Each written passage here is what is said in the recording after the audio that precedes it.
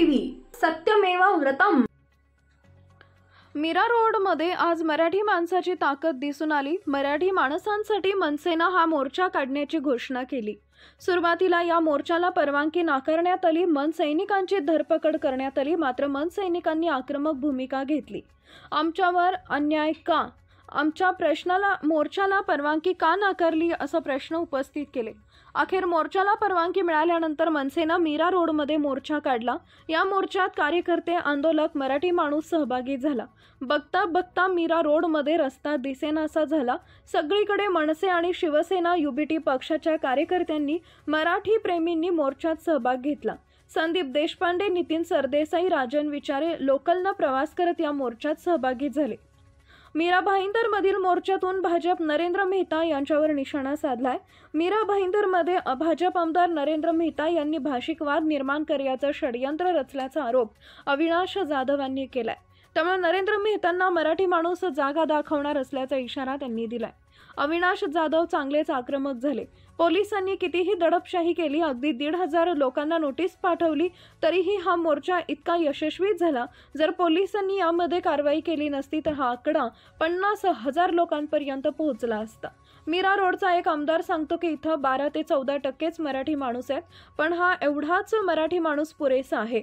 हा मोर्चा जर ठाण्यात झाला असता तर काय झालं असतं, असा सवालही अविनाश जाधव यांनी विचारलाय।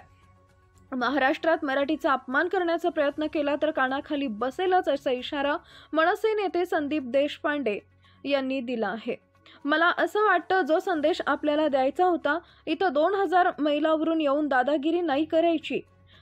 हा महाराष्ट्र इथं काय होणार आणि काय होणार हे आम्ही मराठी माणूस ठरवणार। इथं धंदा करायला आलात ना, गुपचूप धंदा करा, उगाच कावकाव करू नका। नरेश सुरेश पडेल, कानाखालीच पडेल। मराठी असल्याचा फक्त गर्व नाही तर माज आहे, असं संदीप देशपांडे यांनी मीरा रोड येथील मोर्चात म्हटलंय। महाराष्ट्र एकीकरण समिती आणि मराठी एकीकरण समिती यांचे राजन विचारे यांनी आभार मानले। हिंदी सक्तीचा GR रद्द करून सरकारला नमावं लागलं आणि हाच मराठी एकजुटीचा परिणाम आहे। मीरा रोड इथं व्यापाऱ्यांचा मोर्चा निघू शकतो, पण मराठी भाषेसाठी मोर्चा निघू शकत नाही। मोर्चा काढून दिला असता तर ही वेळ आली असती का? नोटीस देऊन अटक करण्याचा प्रयत्न केला। अशा पद्धतीनं तुम्ही मनमर्जी करत असाल तर हा महाराष्ट्र हा शिवाजी महाराजांचं राज्य आहे।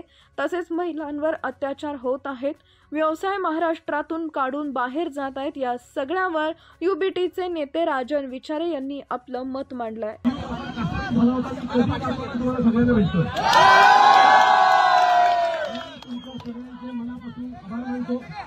आपण जी काही सुरुवात केली होती मराठी आपल्या एका मराठी एकीकरण समिती सगळ्यांनी सर्वच पक्ष उभाटा या सगळ्यांनी मिळून आपण जी सुरुवात केली होती त्या सुरुवातीला यश आलं।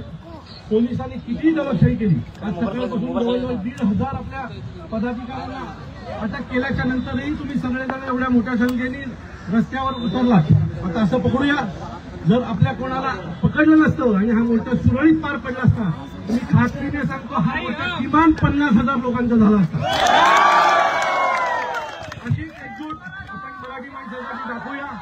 आज तुम्ही जे केलं ते खूप महत्वाचं होतं। मी नेहमी म्हणतो, मागच्या 5-6 दिवसापासून घटना ज्यावेळेला घडली तेव्हापासून आमची जी काही चर्चा चालायची, आज एकाने मोर्चा काढला, उद्या दुसरे मोर्चा काढले असते। आणि इथला जो एक आमदार आहे ढिगाणला,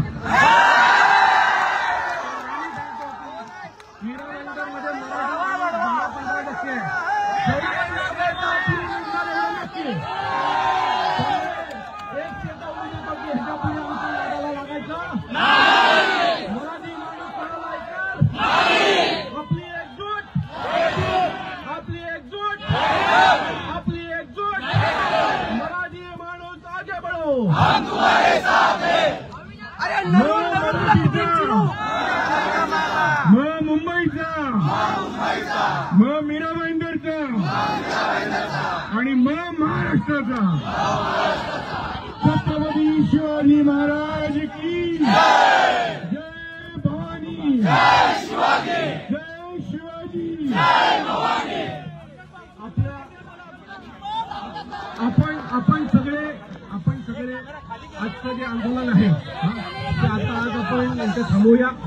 आपल्याला आपल्याला जे आवश्यक होतं, आज पोलिसांनी दबाव टाकल्याच्या नंतरही आपण सगळेजण एवढ्या मोठ्या संख्येने इथे आलात. हा मेसेज अख्ख्या महाराष्ट्रात गेला. जिथे कुठे असा दबाव टाकण्यात येईल तिथे असाच मराठी माणूस पुन्हा रस्त्यावर येईल हे सगळ्यांना कळलं. आता आज हे मीरा रोड आहे. आता हे जर ठाण्यात घडलं असतं तर तुम्ही विचार करा काय घडलं असतं. माझ्यासोबत राजन विचारे पण आहेत. मराठी माणसाच्या नादाला कोणी लागेल आणि लक्षात ठेवा आम्ही आता एकत्र होणार. जेवढं वेगळं व्हायचं तेवढं झालं. आता याच्या पुढे मराठीसाठी आम्ही एकत्र आहोत. आपण सगळे एकत्र राहू.